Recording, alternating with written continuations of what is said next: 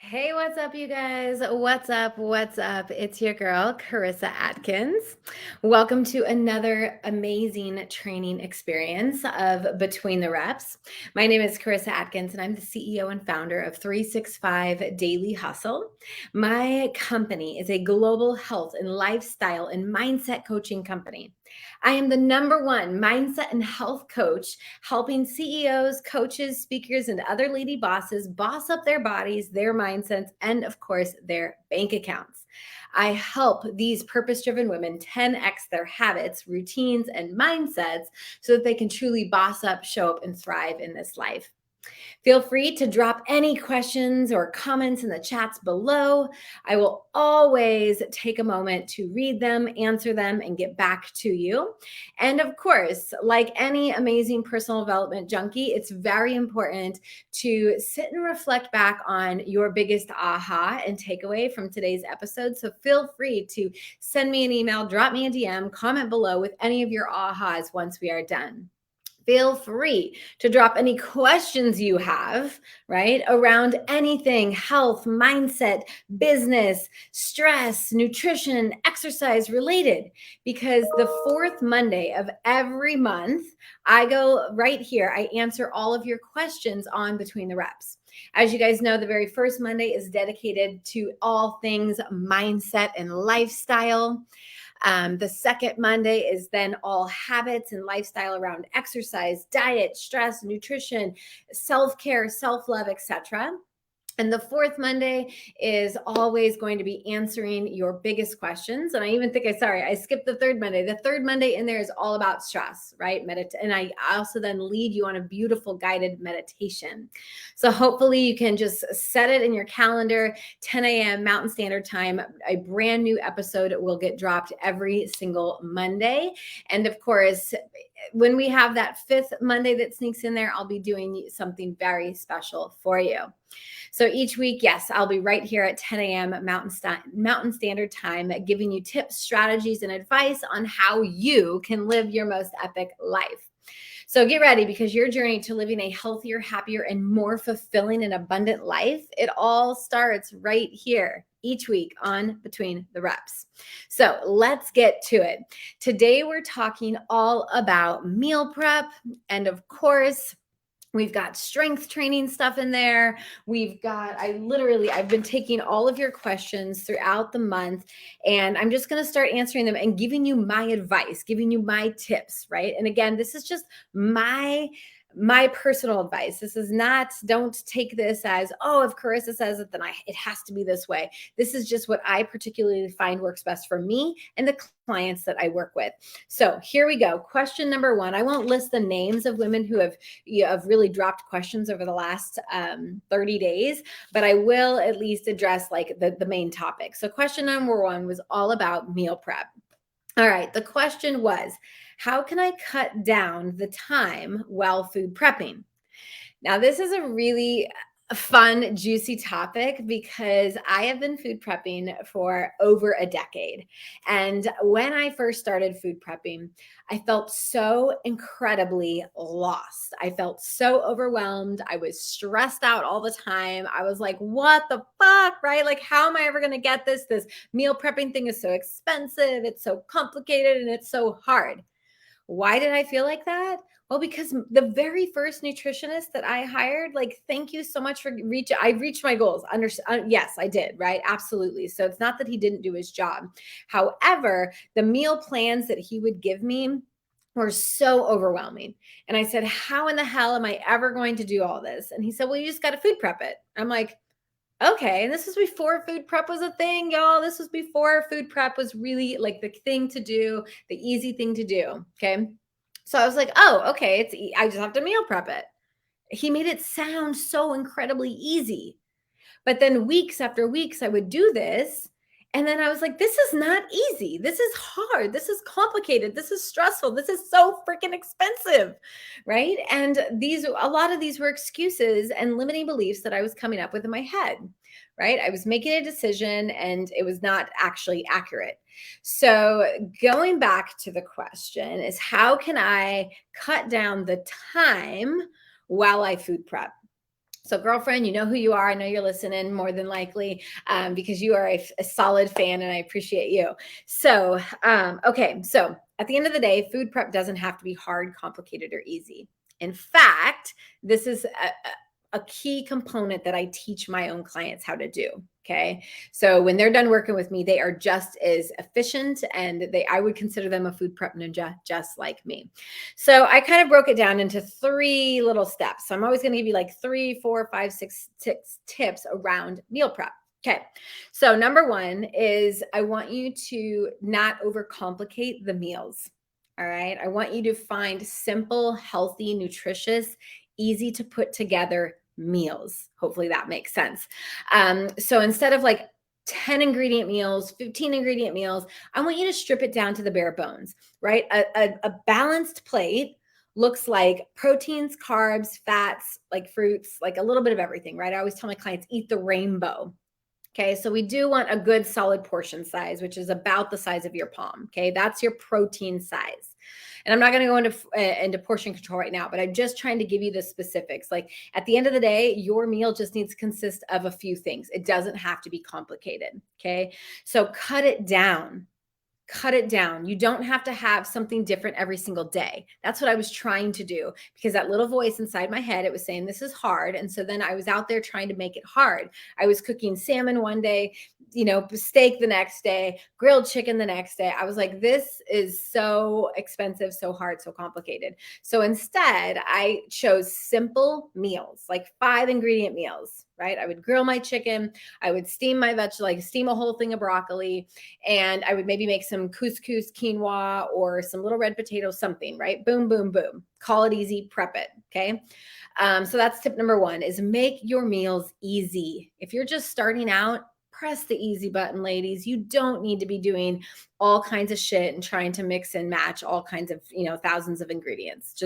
You don't need to do that, right? Food is fuel for your body.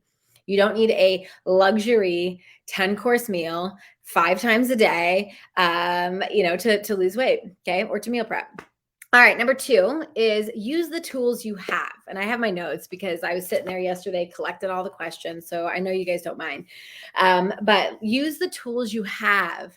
So, and if not, consider investing in some tools that will help you. And the tools that I'm talking about are not the hammer or the wrench or the screwdriver. It's the tools in the kitchen, right? So I want you to think like food processor instead of cutting everything. I want you to think of, let's see, a slow cooker. Oh my God, you can put 5 pounds of chicken in a slow cooker the night before, and then wake up and it's like beautifully shredded chicken you can put on anything. Okay.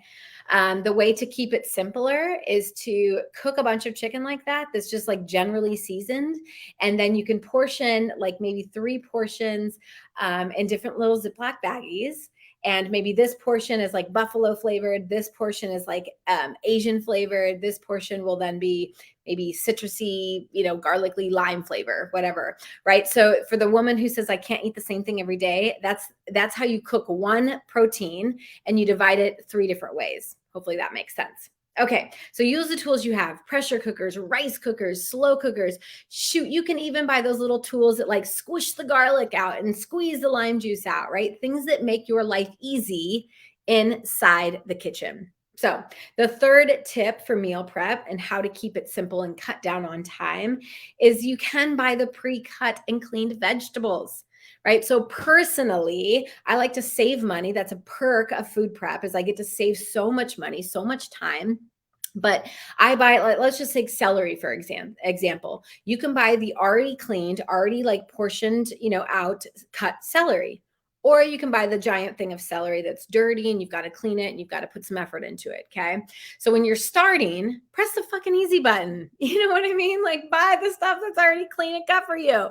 If you're like me and you're like, no, I can cut it, right? It takes me no time to like prep up these things. So I would buy the cheap 99-cent celery, wash it, clean it, slice it, cut it, and boom, right there you go. That's just an example. Okay, if you don't like chopping all your lettuce, your romaine, and blah, blah, blah, buy the pre-mixed. It's already clean. It's already beautiful for you. It's already in a box. Okay. So hopefully I answered that question. If you guys have any more questions around meal prepping, let me know. I have no problem dropping and really talking about this subject. I could give you how to construct a beautiful meal prep. I could tell you all kinds of meals that I like to meal prep. Drop me questions below around meal prep. Okay, the second question here, I always used to go three. Second question from a beautiful gal out of California, which I'm actually in beautiful California. You're noticing I'm not in my normal space. I am at a all-inclusive Ely VIP client retreat in this gorgeous mansion up here on the hilltops. I mean, the weather is beautiful. And that's why I do what I love to do, right? I've built a business that I can do from anywhere in the world. Next month, I'll be in Paris, speaking on a stage. So my lives will be coming from Paris. You get what I mean? Like that's the empire that I've built. It's beautiful. My team is spread out all across the country. Cool. Number 2, how long does it take to notice a change in your body's composition when you start to strength train? Okay, so I'm a big believer in strength training. I believe that the more muscle you put on your body, the easier it is to stay fit, trim, and sexy as hell all year long. My goal is not to look like the Hulk or some incredible, amazing bodybuilder. That ain't my style. That ain't my jam. However, it takes a long time to build muscle like that. I mean, I've been working on my body's muscle comp for 8+ years. Okay. So I used to do all types of cardio, kickboxing, HIIT classes, things like that. And then I was like, damn, I want to be thinner. Like I want to look, not thinner. I didn't want to be thinner. I wanted to be stronger. And I was like, okay, what do I need to do to get stronger, right? To look lean and muscular and have that sexy 6-pack year round. Well, I found that in the gym. Okay. So I had to venture out of the kickboxing classes. I had to venture out of the aerobics room and I had to get my booty cheeks in the strength training room. And I love strength training. I now do it 7 days a week with my husband. We are a team. We are a partner in the gym. And so I personally, right, I strength train 7 days a week. And I alternate my body, like the muscle groups. So by the time I hit legs again, my legs are not sore. You know what I mean? So I'm not just doing full body every single day. That would be ridiculous. And we do see that a lot in the gym. We see people who have no freaking idea what they're doing and they work all kinds of muscle groups every day, same time. Like, I'm just like, what are we doing? Right. So my tips here would be that I want you to just check your expectations first off. So if you just started strength training, don't think that your body is going to instantly change in a matter of days. Okay. Your body is not freaking Amazon Prime. You cannot put the order in and get it 2 days later. You've got to work on building the muscle. Why do I love building muscle? Because it helps you burn fat for breakfast, lunch, and dinner. So while your body is recovering all day long, repairing its muscles, even when you sleep, your metabolism is working, right? It's burning, it's trying to recover, which is why I love strength training. Okay, so expectations would be 6 to 8 weeks, you're going to see some changes. You should see some changes. If you're working with a trainer and you've been with him for 6 to 8 weeks and you haven't seen a dang difference in your body, find a new freaking trainer. Hello. Results are easy and can be achieved in a gym very quickly. Okay, so 6 to 8 weeks, some changes. Okay, typically we see some muscle definition, maybe in the tricep. I know it's hard to see. We'll see that little those tummy lines, and when we're like, oh yeah, we'll start to see the structure in your face is going to start melting some fat off. Yeah, 6 to 8 weeks is good expectation. 3 to 4 months, big change. Right? When I work with my clients, we start to see, like the fat loss come first, but then the definition comes second. And then they're like, oh yeah, I'm doing great. Right? So just check your expectations. But I do want to remind you guys, everybody is so different. So some women build muscle really quickly. Some women we have to take a little longer to do. So there's no one size fits all approach, which is why it's so important to work with a health coach or a strength training coach or a trainer, or like me, I'm an online coach. So I'm helping my clients learn how to create workouts and build workouts because I don't want them to ever need to hire a trainer. So everybody is different. But what I love the most about strength training is not my sexy body, but it's the confidence, it's mental fitness. right? When I go into the gym and think, oh, I can't lift that much weight, and then I do it, oh my God, I feel unstoppable, right? So from me, strength training is more, yeah, physical, but it's also mental fitness. And I love mental fitness. It breeds confidence. We take courageous action in a gym. We're nervous. We go do it. We're like, I survived. I'm okay, right? And that builds confidence. So all is well. If you're in there and you've been going a couple weeks and you're not seeing any changes, reach out to me. Let me know. I'd be happy to do some more training on strength training and body movement. Okay. So drop any DMs or questions that you would have around strength training, body movement, exercise, home workouts, HIIT workouts. I love working out. I love exercise. I do it 7 days a week. Even when I'm at a retreat, right? I get to lead beautiful ladies on some awesome workouts. Okay, third question. Should I eat before or after I work out? I get this question all the time, okay? So to me, there's no easy answer. I know I'm not going to be able to like, yes, do this and you'll be fine. Because everybody is so different, y'all. There is not one size fits all approach when it comes to nutrition either. I know we've been like, the media has been brainwashing us to think, try this plant, it will work for everyone. And it doesn't. And then it makes us feel like shit. So just forget what the media says. Forget what the magazine, they're there to sell you a magazine. They could care less if it's good for you. Okay. So should you eat before or after? My advice is always, well, what do you think? Right? What kind of exercises are you doing?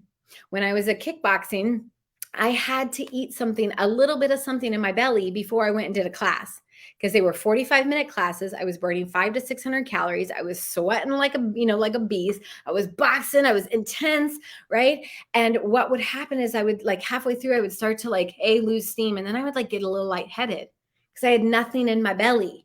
Okay. And it's not because I didn't eat the night before, right? I was eating like right before I went to bed because I had to get my macros in. I was getting my protein, carbs, and fats in before I went to sleep. Then I would go to bed. I'd wake up starving. So when it came for kickboxing in my body, I needed to eat a little something. And it wasn't a lot. Like I'm talking a half a banana, a half a rice cake, with a little bit of peanut butter, something in my belly. Now, strength training, I don't need that special something in my belly. Okay. I can just wake up, I drink my pre-workout and I go to the gym. Okay. So if I'm doing long cardio, I may think, oh, yep, it's going to be an hour on the stair climber today. I better put a little something in my belly. Okay. So I want you to just tune into what your own body needs. Okay. Tune into what your own body needs. And then the last thing I am going to touch on is, because this to me is important, is should I eat before or after? You may need to eat a little bit something before, 100%. Okay. So that is what your body's going to tell you, that you need to eat something. So stop and listen to it. But the second part of the question, should I eat after? Yes, we want a good balanced meal within 45 minutes of your strength training workout, with any workout, right? So you've just burned off all those calories. You've just, the electrolytes were sweating out of your body. We need to replenish. Okay. So we need to put good fuel in your body so that your muscles can start recovering. Okay. Which is really important. So to press the easiest button ever, when I am done at the gym, me and my husband, we have our protein shakes. We drink them right away on the way home. It's 8-minute drive home. We fill our water bottle, or we fill our cup up at the gym. We drink it on the way home. We go in, I shower, and then I come back to eat breakfast 30 to 45 minutes later. You get the idea. So I eat a lot of food, y'all. I eat a lot of food. The whole idea of like, I got to eat less to lose weight and like be in the best shape is fucking bullshit. It's been lies. I'm sorry. It is what it is. Okay. Moving on, because I could talk all about that. Question number 4, how can I create a solid habit out of working out? So women get the idea. They're like, okay, today's the day. I'm going to change. I'm going to start working out today. And they do it. And they're like, yes. And then the second day, they're like, yes, I did it again. And the third day, they're like, yes. But the 4th, the 5th, the 6th, or maybe the 10th day, something happens. And they're like, I'm kind of tired. Maybe I should skip today. I'm just going to let my body recover. And I'm like, no, yes, let it recover, but still get up and move, right? So like I'm here at this retreat, and 4 of these ladies, they haven't really worked out in a long time. So today's, workout was, yes, it was easier. It was lighter. Yesterday we did a full body stretch and guided meditation, and we walked instead of exercised. Because we do have to listen to our bodies. If you're sore, yes, it's time to let it relax, but don't lose the habit. So my advice here is to get the hell up anyways. You may not go to the class, you may not go, and strength train or do some sort of body weight movements or exercise, but you do still want to get up and go. Right? Maybe just go and get on the treadmill and watch your favorite TV show or listen to your favorite podcast. I am the queen of habit change. And it's not about necessarily what you're doing while you work out. It's more about consistency. That's what I teach my clients. I don't care if you're tired, get up and do it. I don't care if Sally doesn't feel good and you're like, oh, I should stay home and like cuddle with her. No, like get up and do it. Right? Get up and do it. Do not stop the habit of going to the gym or going downstairs to your basement and working out. Do not let the excuses get the best version of you. Okay. So plow through it, get it done, because after a couple of months of getting it done, guess what? It's a freaking habit, and you're going to do it, and then you're going to love it. You're going to love it. So don't stop. My advice would be don't stop. I haven't stopped in forever. I can't even remember the last time that I was like, yeah, I'm just not going to work out today. Like, no, I get up and I move my body. Doesn't matter what it is. I don't care what it is. I may not strength train, but I may just get up on the treadmill and walk, right? Because I need to stay in the habit of getting up every day at 3:45, get to the gym at 4 to 5:30. You get the idea. Habit change is not something where you get to do it every other day and hope to God that habit sticks. All right, last question is question number 5. And I only take 5 of these per month. So how can I jumpstart my weight loss results? This is a loaded one because I'm going to, like, everyone thinks that we need to be doing so much stuff. But really, at the end of the day, it is going to come down to the simple things. So my advice for you today would be to keep shit simple. Okay. So how to jumpstart anyone's weight loss results is we're going to ask that you drink more water. We're going to ask that you be intentional with moving your body. I'm going to ask that you stop weighing yourself every freaking day, because guess what? You're looking for a number to change. I'm looking for a physical body, like a physiological change, right? Whether it's mentally, physically, emotionally. So yes, I ask my clients to weigh themselves like once a week or once a month, or take measurements, but I do not advise checking it every day. Like, oh my God, don't do that. And if you are, stick to the exact same time every day. Don't do it like at morning or in the afternoon or at night. Like, I always just pull the scale out, check it, put it back. I don't even need to see the scale. If the scale makes you incredibly sad, don't even use it, right? You know in your clothes if you're losing weight or if you're melted, if you're changing body comp. So that was 3, stop weighing yourself. And number 4 always goes back to meal prep or batch prepping your food. I cannot tell you, even though I work from home, when I started food prepping, I was not a coach. I worked a very busy full-time job. I was in corporate and I was marketing and HR director. My job was to be everywhere, all over the city, all the time, schmoozing with clients. You know what I mean? And I needed to eat clean. I needed to. I needed to continue to lose weight and continue to melt fat off my body. And so I food prepped. And now that I'm home, working from home, guess what? I still food prep. It's the habit, right? It not only meal prep, not only saves me time, right? I no longer have to go to the kitchen and be like, what do I want? What do I want? If I was at work, I would not be like, what drive-through do I want to sit in for the next 20 minutes? So it saves time. It saves money. I can cook about 40 meals for $150 or less. Okay. 40 meals, $150 or less. Okay. It also then the more you practice it, the less time it takes, right? You get into the rhythm of doing things. And then let's see. Oh, and it saves stress, right? Stress on your body. It's so easy to know that I just got to go to the fridge, pull up my meal, heat it up, pour dressing on it, whatever it is that I cooked that day. And voila, boom, clean, healthy meals.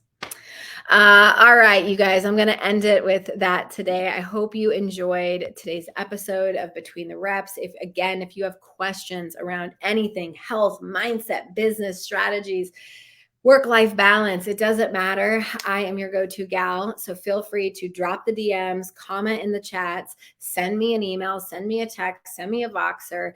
I just write them all down. And at the end of the month, I just pick the top 5. All right. So again, I am Karissa Adkins, and I hope you enjoyed today's Between the Reps episode. I hope that you will subscribe to my YouTube channel, follow me, come say hello on Instagram. If you're in the Beautiful Healthy Hustle Facebook community, I love you. Thank you. You know who you are. And I hope you have a beautiful day.